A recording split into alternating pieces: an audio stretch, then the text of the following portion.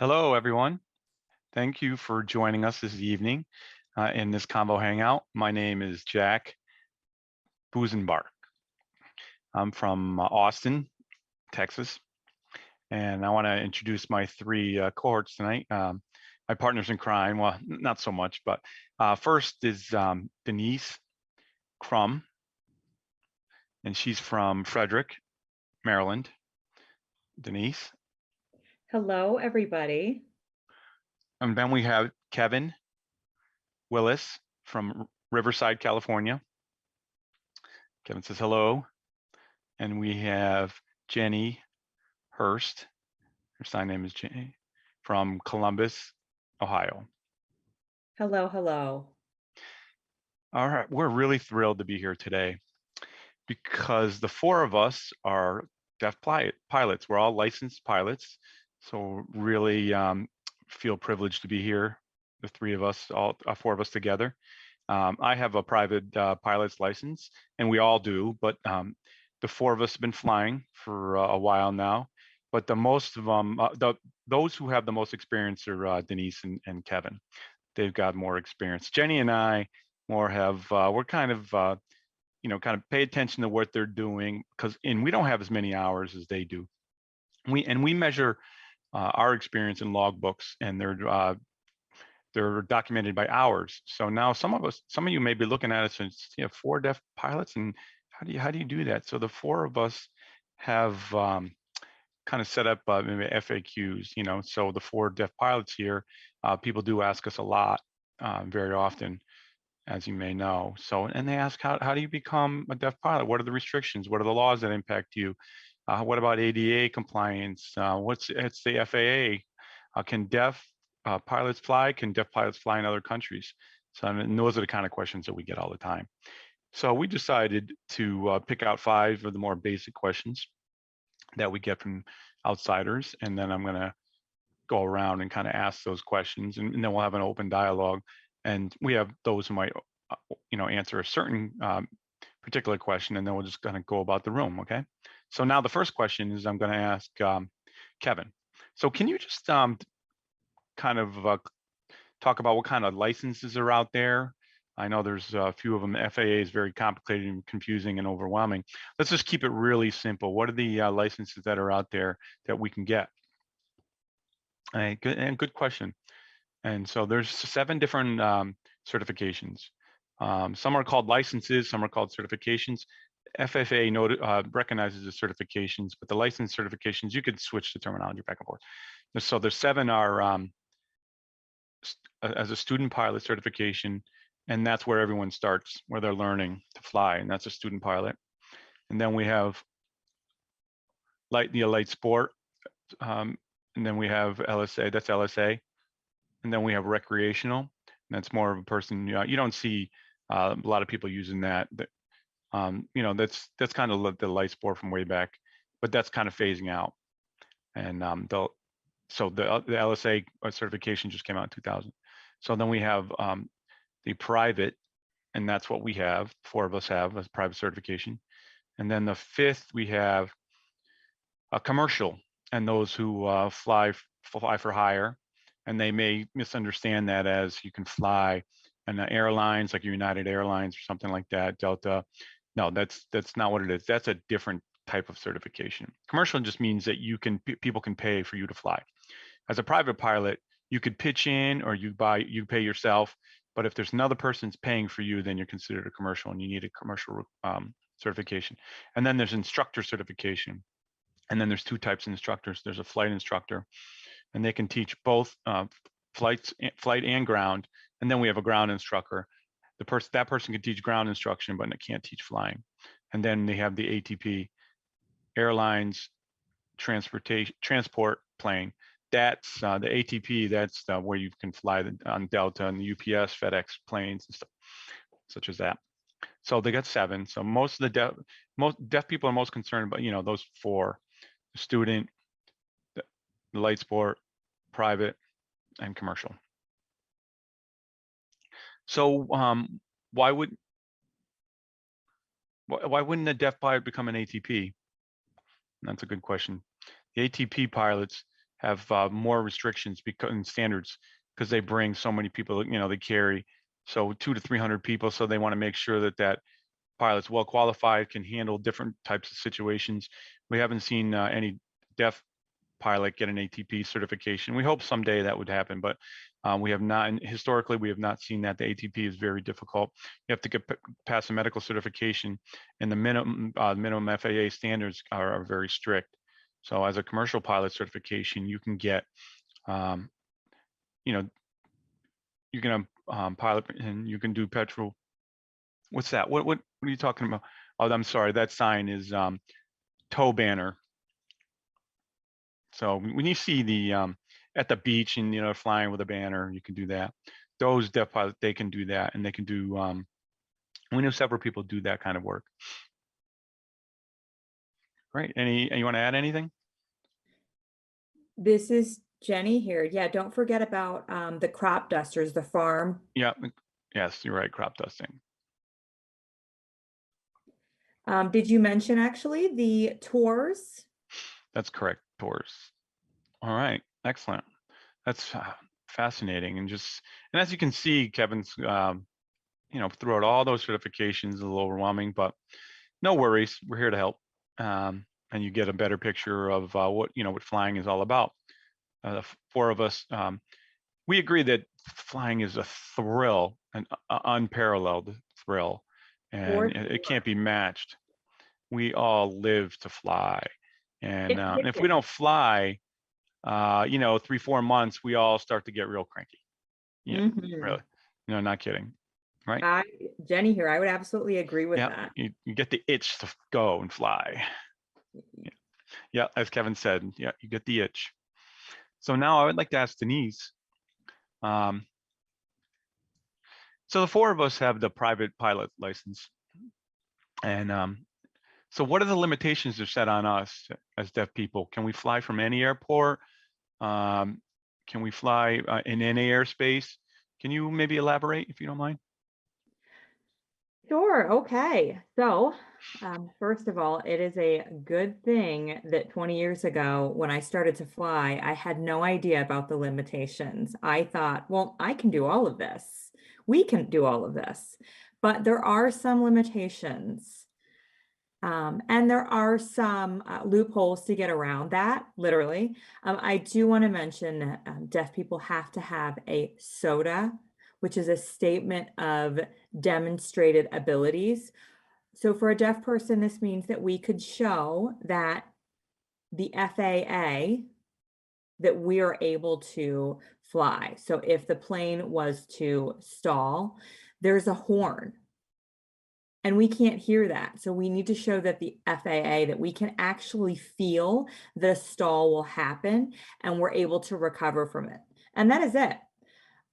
Other disabilities require other types of requirement. There's a woman named Jessica Cox who was born with no arms. She is a pilot, and her SOTA is that she must be able to demonstrate that she can fly with her legs. So that is an example. Now, my SOTA is simple. They just want to see that I'm able to show and recognize a stall, and that is it. And now that's added to the regular certification that I receive. Okay, so America, I did a little bit of Google searching. The United States is over, they have 5,200 public used airplanes, but 19,000 total. So from that 5,200, they have. What's that sign? What are you saying? What's this? Can you elaborate on that? Clarify that sign there. Tower. Tower. Oh, I'm sorry. Yeah. What was that? Just to clarify, what's that sign? What's that? So tower. Gotcha. Thank you for clarifying. Tower. Yeah. Or what they call ATC, air traffic controller. Thank you, Jack, for that. So yes, a tower. Now 4,700 airports publicly don't have towers. Therefore, they have no controllers. So let me clarify. They don't have towers. They do have controllers because everybody follows the same regulations. We don't have to speak with everybody, but we have to use our eyes and we have to follow the road rules, quote unquote. Stay on the right, stay on the left. And that is an example of things that we have to follow. Now, our limitations, to me, feels very minute. Now, talking about a commercial pilot's license, I have a commercial license. The one limitation for that commercial license is that I'm unable to carry paid people more than 50 nautical miles. So that's actually a radius of 50 nautical miles. But like Kevin mentioned, there are other things that you can do. For example, banner flying or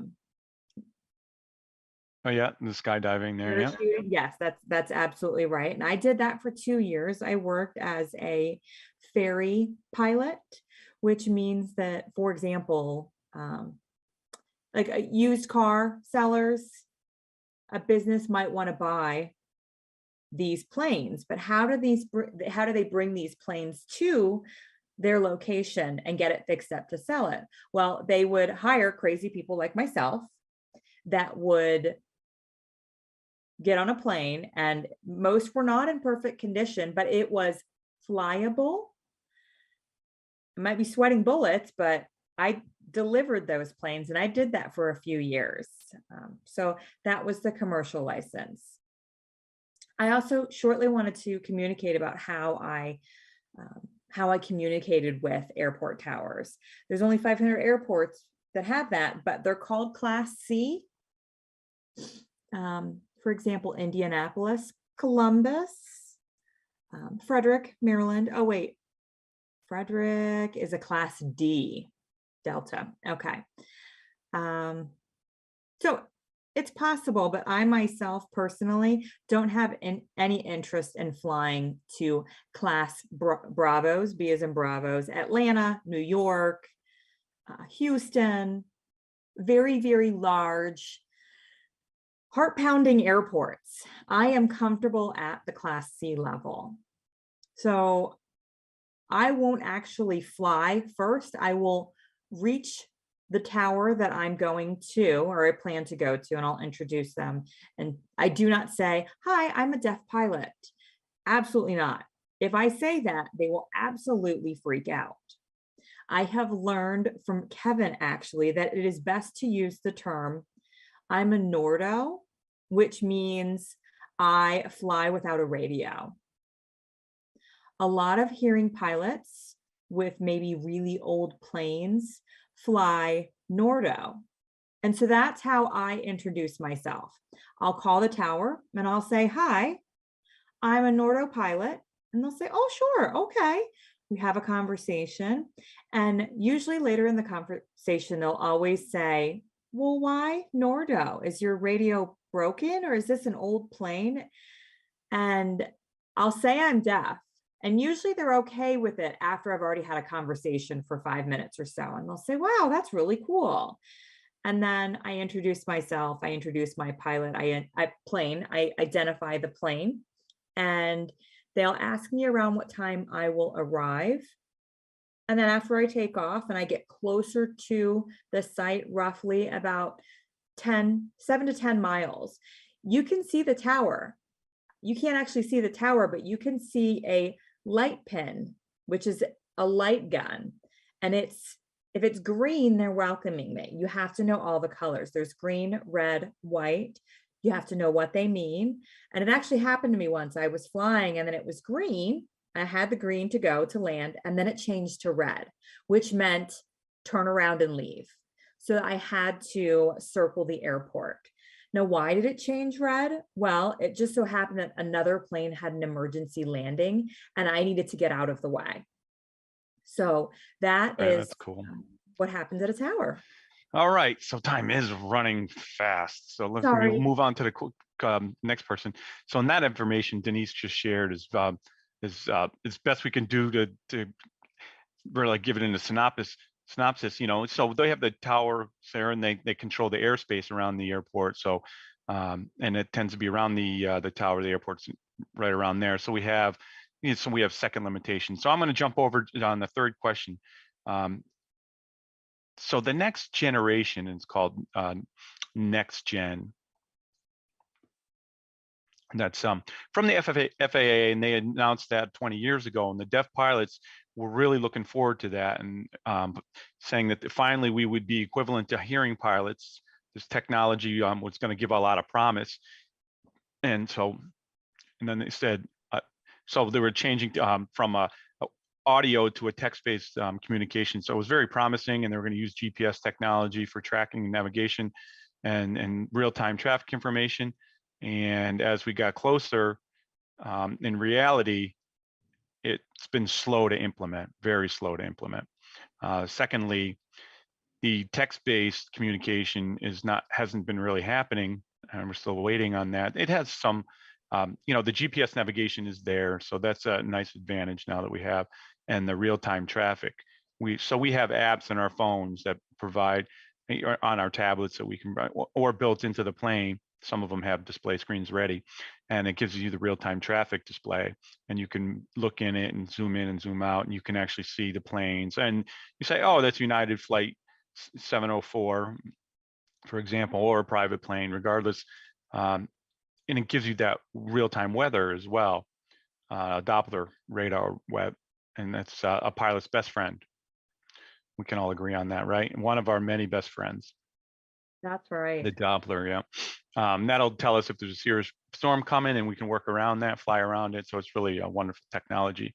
So it did bring on some benefits, but does it bring us up to a hearing pilot? Not just yet, unfortunately. So that's the next gen, and hopefully maybe down the line they'll be adding some features that'll finally bring us up to match. But they're, it's nothing. It's not going to have the glaringly great technology that we thought. So, anybody want to add on the next gen? If not, I'll jump to the next question for Jenny. All right. All right. So Jenny, do you mind talk? So Jenny she's on the board for DPA, which is the Deaf Pilots Association. So, and that's really a very important organization for deaf pilots and for those who want to pursue becoming a deaf pilot. And they may not know where to start. DPA is a nonprofit 501c3 organization, and I think it was founded. Remind me, 94 was it? Yep, 1994. All right, thank you. I got it right. I passed the test. So 94. So Jenny, can you maybe elaborate on what DPA is, and how you want to become a pilot, or if you know somebody that wants to become a pilot, what should they do? Thank you so much, Jack. This is really exciting. DPA, Deaf Pilots Association, is just very exciting. Deaf pilots, it showed that we were really passionate, and we wanted to have an organization where we could support each other, socialize with each other, and advocate for ourselves to the FAA. We all have different sets of resources that can all be pulled into one location. I was the president of DPA, and it was a lot of work. There are ups and downs, ebbs and flows with changing of membership. Recently, because of flying has become more expensive. A lot of people are having a hard time being able to afford it. DPA has become a good resource of information on how to get funds, whether it's through some type of grant, scholarship. There's a lot of different organizations across America that support the deaf to fly. And also there's an FAQ, frequently asked questions column on the website that can help start pursuing that passion of flying. And if that's something that you really realize you want to do, then what do you need to do to get started? Maybe you need to know a little bit more in depth English vocabulary terms about flying. The vocabulary terms are intense, and we are here to advocate and help each other. There's a lot of different areas, states where there are different deaf pilots, and maybe you can find somebody who is close to you that you'd be able to talk to, get some mentoring. DPA has really started to skyrocket again with more members and becoming more inclusive. Just recently, flying, a while ago, flying was limited, a lot of discrimination. And now we have resources, we have legal resources to help for you to fly and learn how to fly. CFIs used to say, oh gosh, you're deaf. I don't want to teach you.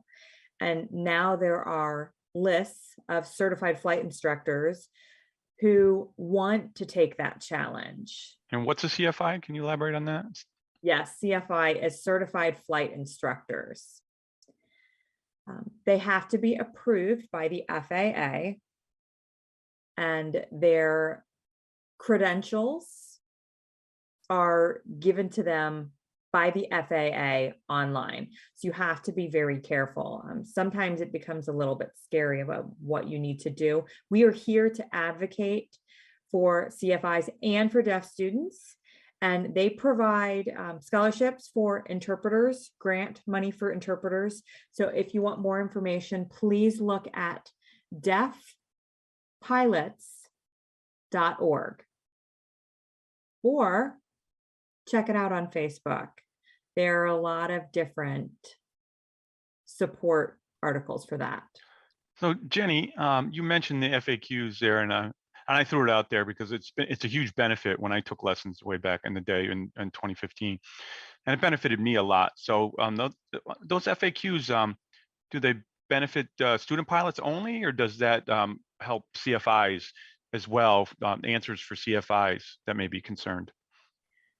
Actually, anybody who wants to know more information on anything in regards to flying, you can pull that up. There's also contact information, especially if a CFI is unsure, they want to be able to support, they can reach out to us.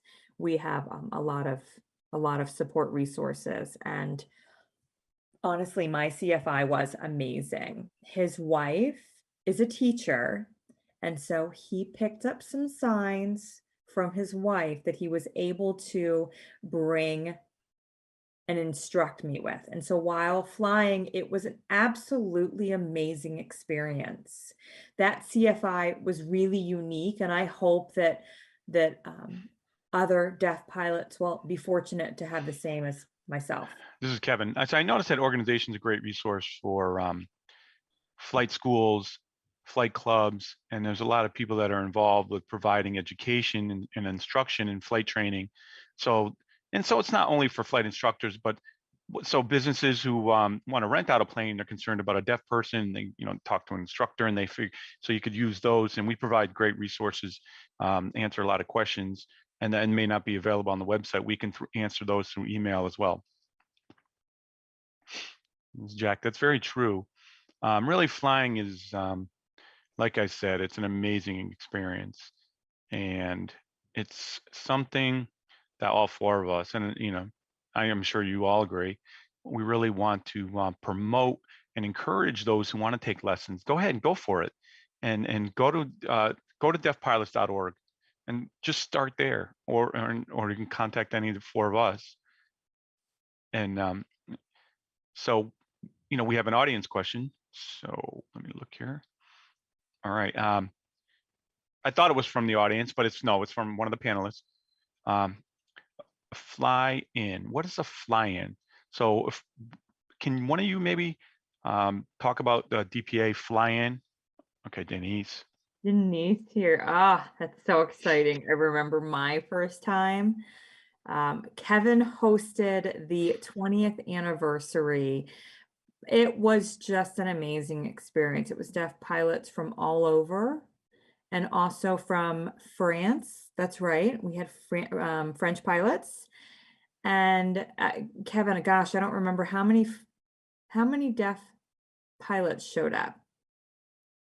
40 or 50. Oh, I 40 or met 50, so yeah. many of them. 40. Yeah, and it was a beautiful experience. And we all would fly during the day. We would get together. We would have workshops. We went out to eat, you name it. And it's been quiet for 2 years because of COVID. Didn't happen in 2020. It didn't happen in 2021. And now we were all very excited. We're planning for June of 2022. Jack, would you like to announce Oh, go ahead, where? Jenny. Yeah. This is Jenny here. Yeah, and you don't have to be a pilot. It can be anybody. If you're interested and you want to come and check it out and you want to meet different pilots, please come out. This is Deneese here. Yes, you're absolutely welcome. Now, where is it, Jack? Okay, so it's going to be between Austin and San Antonio, Texas. So it's a small little town called Bulverde. And so we picked that because they will bring on deaf pilots. And so I trained at the airport at that tower. So when I was with the instructor, he's, and he does the radio transmissions, and so he does the hand signals, and will tell. So he'll tell me I'm number 2, and so we could see the plane on the final approach, and so that means I can follow. So and I got my license or the pilot certification. I guess that's the right term, Kevin. You're right. Now my pilot certification. So I didn't have anybody there. So I found this other airport, and they were willing to bring deaf pilots in. So I've got 4 minutes left, I was told.